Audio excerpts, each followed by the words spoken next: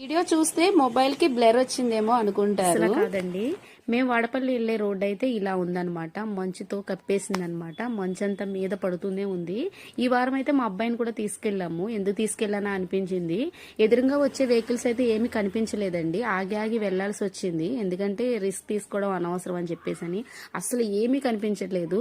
ఏదో వేరే కంట్రీలో ఉన్నట్టు అనిపించింది. అంత థ్రిల్ అయితే ఫీల్ అయ్యామే గానీ బాగా లేట్ అయిపోయిందండి. ఎందుకంటే ఆగి ఆగి వెళ్ళాం కదా, అందుకోసమని బాగా లేట్ అయిపోయింది అనమాట. దర్శనానికి చేసుకుని వచ్చేటోడికి ఎంత లేట్ అవుతుందో అనుకున్నామే గానీ దర్శనం అయితే బాగా జరిగిందనమాట. ఎప్పుడు చూసిన దాని మీద ఇంకొక 5 మినిట్స్ స్వామివారి దర్శనం అయితే నాకు జరిగింది.